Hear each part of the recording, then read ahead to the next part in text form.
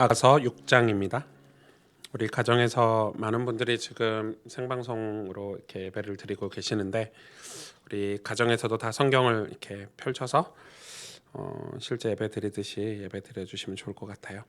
아가서 6장 1절에서 13절 제가 대신 봉독해 드립니다. 여자들 가운데에서 어여쁜 자야, 내 사랑하는 자가 어디로 갔는가? 내 사랑하는 자가 어디로 돌아갔는가? 우리가 너와 함께 찾으리라. 내 사랑하는 자가 자기 동산으로 내려가 향기로운 꽃밭에 이르러서 동산 가운데서 양떼를 먹이며 백합화를 꺾는구나. 나는 내 사랑하는 자에게 속하였고 내 사랑하는 자는 내게 속하였으며 그가 백합화 가운데에서 그 양떼를 먹이는도다. 내 사랑아, 너는 디르사같이 어여쁘고 예루살렘같이 곱고 깃발을 세운 군대같이 당당하구나. 내 눈이 나를 놀라게 하니 돌이켜 나를 보지 말라. 내 머리털은 길르앗산 기슭에 누운 염소떼 같고 내 이는 목욕하고 나오는 암양떼 같으니 쌍태를 가졌으며 새끼 없는 것은 하나도 없구나. 너울 속에 내 뺨은 석류 한쪽 같구나. 왕비가 60명이요 후궁이 80명이요 시녀가 무수하되 내 비둘기 내 완전한 자는 하나뿐이로구나. 그는 그의 어머니의 외딸이요 그 낳은 자가 귀중하게 여기는 자로구나. 여자들이 그를 보고 복된 자라 하고 왕비와 후궁들도 그를 칭찬하는구나. 아침빛같이 뚜렷하고 달같이 아름답고 해같이 맑고 깃발을 세운 군대같이 당당한 여자가 누구인가? 골짜기에 푸른 초목을 보려고 포도나무가 순이 났는가? 석류나무가 꽃이 피었는가? 알려고 내가 호도 동산으로 내려갔을 때 부지 중에 내 마음이 나를 내 귀한 백성의 수레 가운데 이르게 하였구나. 돌아오고 돌아오라. 술람미 여자야, 돌아오고 돌아오라. 우리가 너를 보게 하라. 너희가 어찌하여 마하나임에서 춤추는 것을 보는 것처럼 술람미 여자를 보려느냐. 아멘. 네.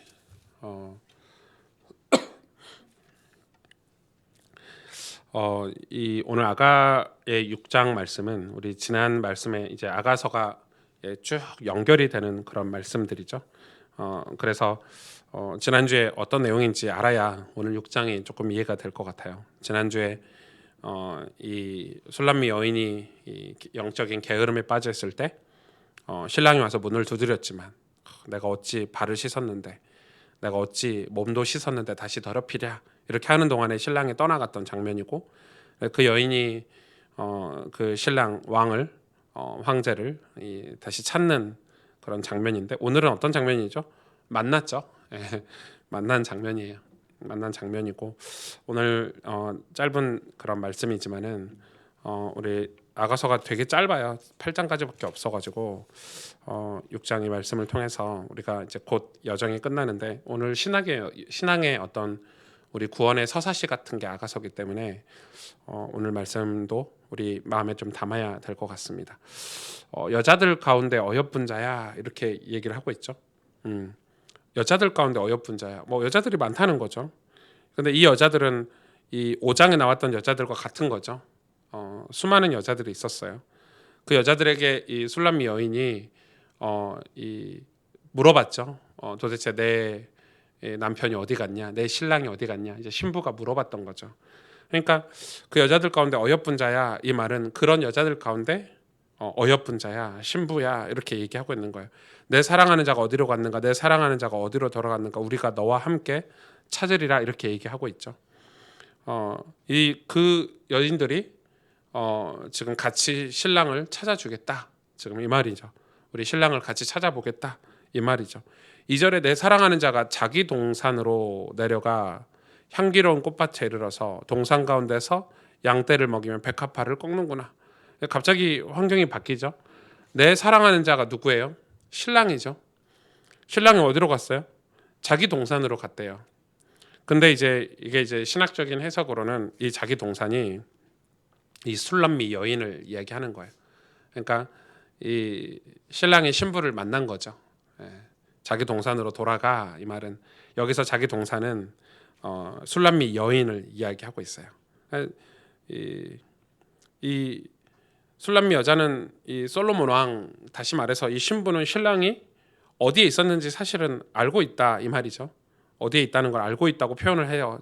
아, 지금 내 남편은, 내 신랑은 자기 동산으로 내려가서 향기로운 꽃밭에 이르러서 거기서 양떼를 먹이고 백합화를 꺾고 있어, 이렇게 얘기하고 있는 거예요. 근데 이게 1절과 2절 사이가 굉장히 멀어요. 그걸 안다는 거예요. 그런데 신학적으로 더 큰 의미는 이 동산은, 자기 동산은 이 신랑에게 신부를 뜻해요. 그러니까 두 사람이 지금 만난 거예요. 그 증거가 어디에 있죠? 3절에 있죠. 나는 내 사랑하는 자에게 속하였고 내 사랑하는 자는 내게 속하였으며, 그렇게 이야기하고 있죠. 그가 백합화 가운데서 그 양떼를 먹이는도다. 지금 두 사람이 연합했다는 걸 이제 보여주고 있죠. 3절에 나는 내 사랑하는 자에게 속하였고 그는 내게 속하였고. 어디서 많이 들어보셨죠?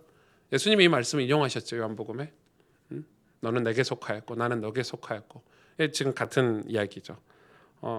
지금 그런 표현을 하고 있는 거예요. 지금 두 사람이 연합해서 함께 있다는 것을 상징적으로 얘기를 하는 거예요. 이 술람미 여인이 왕에게로, 신랑에게로 지금 돌아왔다는 거죠. 돌아오고 나니까 이렇게 얘기하고 있어요. 4절부터 12절까지는 이 여인을 향해서 또 이 아름다운 표현을 신랑이 하는 장면이에요. 내 사랑아, 너는 디르사같이 어여쁘고 예루살렘같이 곱고 깃발을 세운 군대같이 당당하구나, 이렇게 얘기를 하는 거죠. 내 눈이 나를 놀라게 하니, 이렇게 얘기를 하는 거예요. 저는 근데 8절에 보니까 엄청 이 여인에 대해서 칭찬을, 신부에 대해서 독보적인 칭찬을 하고 있는데, 8절 보세요. 왕비가 60명이요, 후궁이 80명이요, 이 시녀가 무수하되, 이렇게 얘기하고 있죠. 근데 사실 60명, 80명은 아직 솔로몬이 이 왕비와 후궁을 다 완전히 갖추기 아주 초기 때죠. 예. 왕비와 후궁이 1000명이나 되니까 어마어마했죠. 근데 이 시녀가 무수하되, 표현이 안 될 정도로 이 솔로몬이 사실은 이제 오늘 이 아가서를 이 예수님과 우리의 관계, 교회와 예수님의 관계를 해석해서 그렇지, 오늘 이 부분은 우리가 조금 언급하고 가야 될 것 같아요. 이 솔로몬은 사실은 이 후궁과 이 왕비가 되게 많았어요. 왜냐하면 그 당시 이게 솔로몬이 여자를 밝혔다, 편력이 심했다, 이렇게도 볼 수 있겠지만, 그 당시 문화적으로는 이 하나님이 얼마나 축복하셨는지 솔로몬 왕국을 이 막강한 군대가 됐어요. 그의 지혜와 그의 재물, 이런 거 거의 이 전쟁이 없었을 정도로 막강한 군대가 돼서 그 주변의 모든 부족 국가들을 비롯해서 큰 나라, 작은 나라를 비롯해서 이 이스라엘과 이 화친 조약을 맺으려고 하는 거예요. 왜냐하면은 원래 강력한 나라와는 우리도 그렇잖아요. 미국과 교류를 맺고 중국과 교류를 맺고 우리 서로 잘 지내보자, 이렇게 해서 교류를 맺듯이 이 당시에도 수많은 주변 나라들이 솔로몬 왕국과 이 교류를 맺고 화친 조약을 맺으려고, 그 증이 뭐냐면 자기들이 딸들, 그러니까 왕비, 자기들의 딸들이라든지 자기 나라의 그런 이 왕가에 있는 딸들을 시집 보내는 게 이제 그 화친 조약을 맺는 어떤 전통, 구약의 고대 근동 지방의 어떤 전통과 같은 거죠. 그러니까 사실 그렇게 많은 거예요. 지금 수많은 나라들이, 수많은 부족 국가들이 이렇게 지금 솔로몬에게 딸들을 시집을 보낸 그런 장면들이죠. 어마어마했죠. 근데 사실 그때 솔로몬이 굉장히 실수를 했죠. 그 여인들에게 다 허락해 줬어요. 왜냐하면 생각해 보세요. 이 남편이 하나인데 부인은 1000명 가까이 돼. 그러면 그 다 챙기고 돌볼 수가 없잖아요. 저는 한 명인데도 힘든데 그러니까 얼마나 쉽지 않겠어요. 그러니까 이 솔로몬이 그러면은 타국에서 멀리 여기까지 와가지고 문화도 다르지, 환경도 다르지, 언어도 다를 수 있잖아요. 그러니까 이제 그들의 신을 섬기고 그들의 문화 활동을 하는 거를 허락을 해준 거죠. 그래서 이 수많은 후궁들, 수많은 왕비들이 각자 나라의 신을 섬기기 시작한 게 이 솔로몬의 나라의 가장 큰 패착이라고 저는 봐요. 그러니까 그게 이제 역사의 기록이죠. 무서운 거예요. 그러니까 여러분, 우리가 이 다양하고 또 좋은 게 좋다고 많은 사람들을 배려하고 이해하는 건 굉장히 중요해요. 그건 굉장히 중요해요. 그러나 교회 안에서도 그렇죠. 교회 안에 얼마나 많은 다양한 사람들이 있고 다양한 성격, 다양한 환경 속에서 사는 분들, 다양한 직업 가지고 있죠. 그럼 교회 안에 오면 다 자기 목소리를 내요. 그러면 이해가 되죠. 당연히 이해가 되고, 그리고 이제 저 같은 성격은 더 그게 괜찮은 사람이잖아요. 그래서 그걸 배려하고 이해하지만 그게 말씀을 대신해서는 안 되는 거예요. 그게 복음을 대신해서는 안 되고 이 강력한 하나님의 음성을 대신해서는 안 되는 거예요. 그런데 교회들이 자꾸 다양성을 주장하다 보면 나중에 교회 안에 뭐가 사라지죠? 교회가 진짜로 우상천지가 되는 거예요. 하나님 자리에 뭐 목사가 있고, 하나님 자리에 뭐 어떤 기관이 있고, 하나님 자리에 무슨 뭐 당회나 뭐 이런 조직들이 있고. 그러니까 나중에는 하나님 옆에 엎드려서 귀 기울이질 않고 하나님만 온전히 바라보는 신앙이 다 교회 안에 무너지는 거예요. 그래서 제가 유난히 그런 걸 경계하잖아요. 교회를 개척해서 조직이 필요한데, 교회에서 일하는 것도 직분도 필요한데 그게 중요하다고 말하면서 제가 쓱 그거 중요하지 않다라고 얘기하고. 그러니까 사실은 저희 교회에서 중직자로 일하시기가 되게 힘드실 수 있어요. 뭘 좀 뭐 이렇게 마음대로 하세요 하면서 제안하는 게 많거든요. 저는 왜냐면 그분이 주일날 신앙생활을 해야 되는데, 장로님들이 주일날 예배를 드려야 되는데 일하기 시작하면 예배를 못 드리거든요. 그게 역사적으로 저는 너무 많이 검증을 했기 때문에, 목사인 저도, 우리 교육자들도 있지만 교육자들도 예배 안 드리면 끝이에요. 그러니까 예배를 안 드리면 방관자가 되는 거, 예배 방관자가 되고, 하나님을 바라보지 않으면 그게 무슨 교육자예요. 그러니까 나중에는 열심히 일하고, 목사들이 열심히 일하고 마음이 공허하고 허전하니까 딴짓하고 이런단 말이에요. 그리고 하나님하고 상관없는, 그러니까 하나님하고 영적인 교제가 없으면 그건 문제가 되는 거예요. 뭐든지. 그래서 신앙이나 교회에서 진짜 중요한 기준은 하나님과 영적 교제가 있는가예요. 그거를 우리가 중직자들인지 우리 교육자들인지 교회 리더들은 오픈할 수 있어야 돼요. 그게 부끄러워서는 안 돼요. 왜 숨기냐? 하나님하고 인격적인 교제를 안 하기 때문에 숨기거든요. 자꾸 뭐 설교로 숨기고, 저 같은 경우는 저는 숨길 수가 있겠잖아요. 목사니까 뭐 이렇게 숨길 수 있겠잖아요. 저는 그걸 자꾸 공개하는 거예요. 제가 글을 써서 나누고, 제가 설교할 때 솔직하게 제 하나님과의 관계를 이야기하는 것은, 그게 없으면 아무 쓸모가 없더라고요. 제가 목사가 돼서 한 3, 4년 그게 없었단 말이에요. 하나님과의 교제가 사라졌을 때 그 공허함을 알기 때문에. 근데 그게 막 교회 안에 성도들이 다 그걸로 쌓여. 나중에 교회 무너지는 거. 교회는 완전 진짜 세상 말로 산으로 가게 되는 거죠. 솔로몬 시대 때 딱 그런 시기였어요. 솔로몬이 사실은 지가 후궁을 그렇게 많이 받았고 이 왕비를 그렇게 많이 받아들였으면 다 교제를 했어야 돼. 1대1로 다 교제를 하고, 이 나라에 왔으니까 네가 하나님을 믿어야 된다 이런 걸 설명을 다 해주고 이런 터치를 다 해줬어야 되는데, 1000명이나 되니까 그걸 못 해준 거지. 집회라도 하지, 1000명씩 모아놓고 이렇게 내 부인들 다 모여라 해가지고 이렇게 아침 예배라도 드리지, 제 생각에는. 근데 역사 기록에 보니까 그 1000명들이 다 자기 나라의 신을 섬겼대요. 그 말은 와서 이 축복된 동산에 와가지고 복음 있는 나라, 언약이 있는 나라에 와서 하나님 못 만난다는 거죠. 그게 되게 마음 아픈. 우리도 그럴 수 있어요. 예를 들어서 저희 교회에 많은 성도님들이 오시고 또 다른 교회에서 오시기도 하잖아요. 막 장로님들이 오시기도 하고 권사님들이 오시기도 해. 권사님이니까 그거하고 상관없어요. 우리가 사역하는 거는 이분이 진짜 하나님하고 신실한 교제를 지금 하고 있냐는 거예요. 하나님하고 영적인 교제가 지금 되고 있냐는 거예요. 그게 신앙의 오늘 지금 시점에 신앙의 기준이 하나님과 교제를 하고 있느냐지.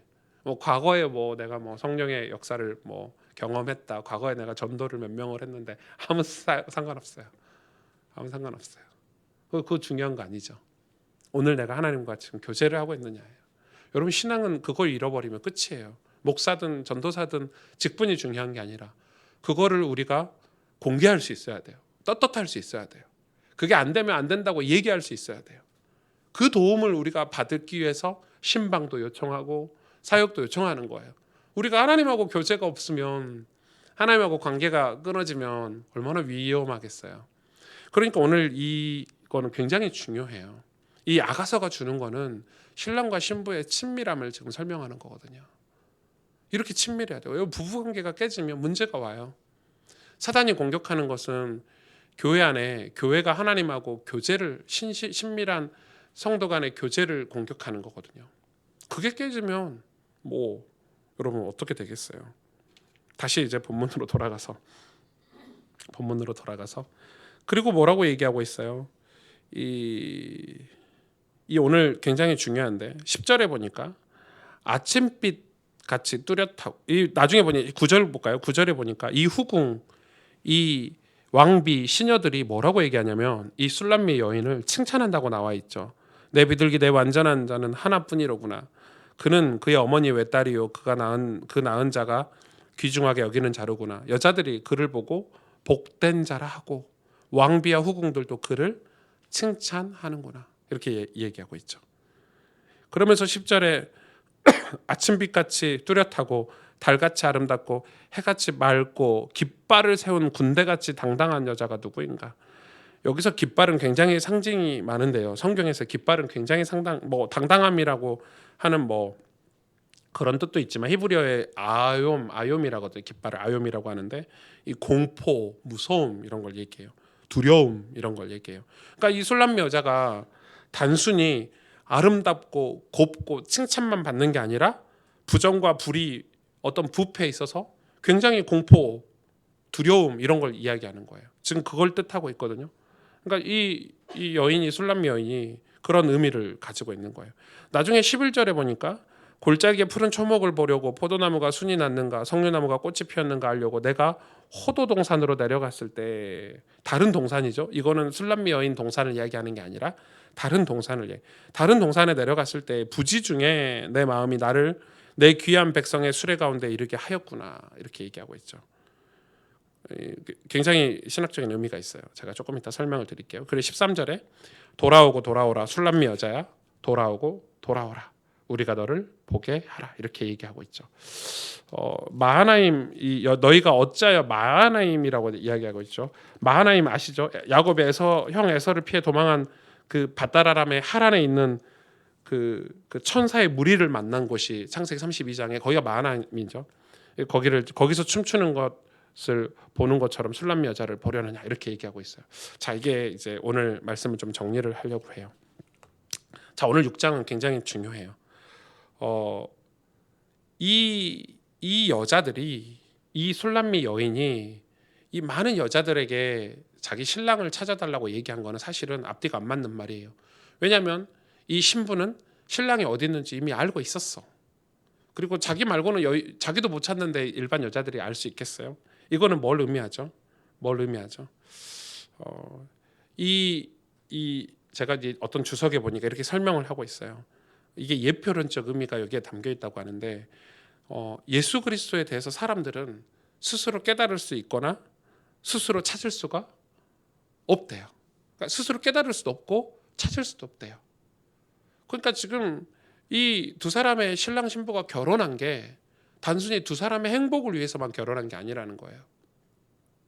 이거는 그 남은 여인들, 다른 여인들에게 신랑을 알려주기 위해서 너희들이 내 신랑을 봤느냐, 내 신랑이 누구인 줄 아느냐, 지금 이런 장면이죠. 그러니까 지금 다른 여인들은 이 술람미 여인이 아니면 이 신랑을 찾을 길이 없는 거예요. 그래서 뭐라고 얘기하냐, 우리가 같이 찾아보자 신랑을 이렇게 얘기하고 있죠. 그러니까 교회의 모습이에요. 교회가 예수님과 연합했을 때, 그죠? 연합했을 때 예수님은 사실은 우리와 지금 연합한 상태지만 또 하나는 예수님이 지금 천국 보좌에 계신 상태고 아직 재림주로 오시기 전의 상태죠. 그러니까 이런 감정을 우리는 느껴요. 저도 그러거든요.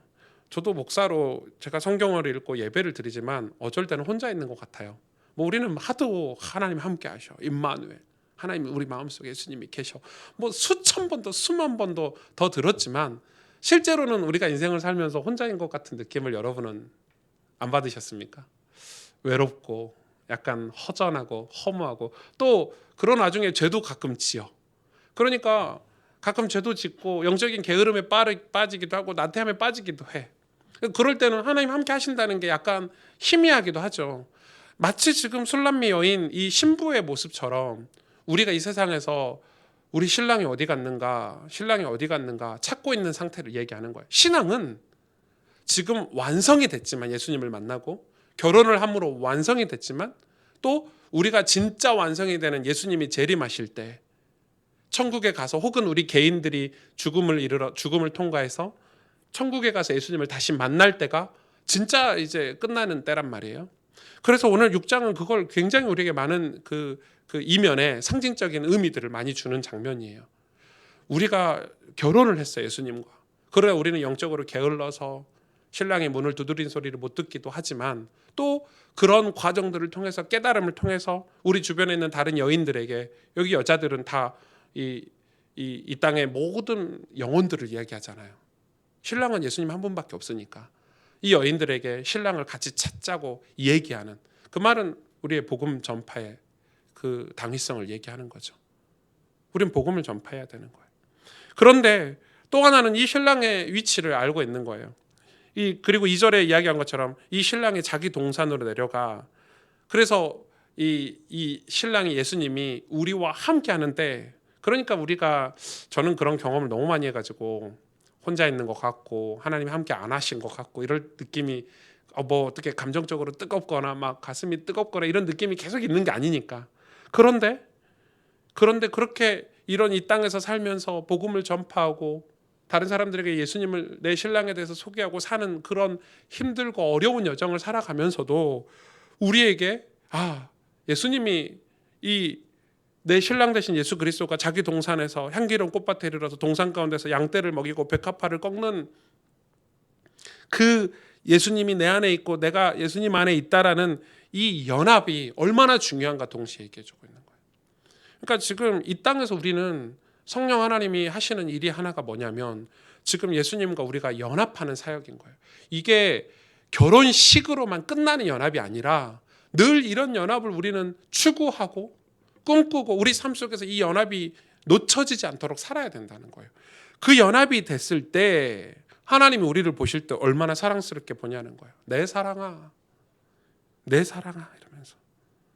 그러면서 얘기해요. 우리가 그렇게 연합이 됐을 때 우리가 수많은 여인들 속에서 여기서 왕비도 있고 후궁도 있고 여자들도 있지만 상징적으로 말이에요. 수많은 교회들, 수많은 성도들, 수많은 백성들 속에서 우리가 빛나는 존재가 되는 거예요. 칭찬을 받는 존재가 되는 거예요. 여러분 이해가 되시겠습니까? 하나님하고 연합할 때라요. 여러분 이 땅에 목사가 몇 명인 줄 아십니까? 우리나라의 목사가 교회가 몇 개인 줄 아십니까? 근데 다 목사라고 다 똑같은 목사입니까? 아니죠. 성도라고 다 똑같은 성도입니까? 아니죠. 그런데 이 신랑과 친밀하게 연합한 사람이 어떤 사람이 될 수 있어요? 내 비둘기, 내 완전한 자는 하나뿐이로구나 하고 하나님이 축복해 주신다는 거예요. 그리고 왕비와 후궁들도 그를 칭찬하고 수많은 여자들이 그를 보고 복된 자라 이야기할 수 있다는 거예요. 이거는 굉장히 중요해요. 구원받았다고 해서 다 똑같은 축복을 받는 게 아니라는 거죠. 그러면서 뭐라고 얘기하고 있어요? 10절에 군대같이 깃발을 세운 군대같이 당당한 여자가 누구인가 이렇게 얘기하는 거예요. 예수님과 연합할 때라야 우리는 뭐 할 수 있어요? 깃발을 드는 이 땅의 정의와 이 땅의 부정부패와 맞서 싸우고 그들이 두렵고 떨림으로 볼 수 있는 교회가 될 수 있다는 거예요. 그러니까 교회가 하나님하고 연합할 때라야, 성령과 연합할 때라야, 예수님과 친밀하게 교제를 할 때라야 세상 사람들이, 불신자들이 교회를 봤을 때 교회는 깃발을 들고 있는 당당한 여자와 같구나 이렇게 평가를 한다는 거예요. 두려워한다는 거예요. 공포, 무서움이란 단어예요. 이 당당함이라는 단어는, 아욤이라는 단어는. 그러니까 여러분 교회를 공포스럽게 쳐다보는 그런 나쁜 교회가 아니라 어떤 의미인 줄 아시겠죠? 죄악이, 어둠의 세력들이 교회를 봤을 때 깃발을 높이 들고 있는 교회로 보인다는 거예요. 두려움, 경외, 경이로움. 지금 교회가 그런가요? 아니죠. 지금 한국교회는 그런 모습이 많이 잃어버렸죠. 불신자들이 교회를 함부로 얘기하고 예수님에 대해서 함부로 얘기하고 마치 이 블레셋의 골리앗처럼 하나님에 대해서 함부로 모욕하고 그렇죠. 왜요? 하나님하고 친밀하게 연합한 사람이 없었어요. 이스라엘 군대에는. 그런 사람이 한 명 나타났죠. 어린 소년 다윗. 이 사울왕이 다윗에게 골리앗과 싸운다니까 네가 어려서 안 된다. 그럼 정 싸우고 싶으면 이 갑옷을 입고 칼을 들어야 돼. 칼을 못 들었어요. 무거워가지고. 얼마나 어렸는지. 갑옷이 너무 커가지고 입을 수가 없었어요. 여러분 그런 거예요. 근데 상관없죠. 왜냐하면 다윗은 하나님과 너무 친밀했어요. 너무 교제가 좋았어요. 너무 친했어요. 그러니까 골리앗이 중요한 게 아니에요. 다 벌벌 떨고 있는 종교인들이 많고 교회들이 많지만 하나님하고 연합한 이 한 사람 때문에, 그죠? 세상이 볼 때는 군대 같다고 보였어요. 한 여잔데. 술람미 여인 아시죠? 얼굴이 까무잡잡하고 예쁘지도 않고. 이 술람미 여인을 이제 많은 신학자들은 다윗의 노년 때 다윗의 침상에 들어갔던 그 수냄 여인이라고 이야기하는 사람들도 많아요. 뭐 나중에 이제 역대하, 역대상하, 뭐 열왕기 상하를 제가 설교할 때 그런 설명을 좀 하겠지만 굉장히 의미가 너무 복합적으로 이렇게 이 복합적인 복선이 많은 성경이라서 아가서는 우리가 하나님과 연합한다는 거, 친밀한 교제가 있다는 거, 그게 얼마나 중요한데요. 중요한데요.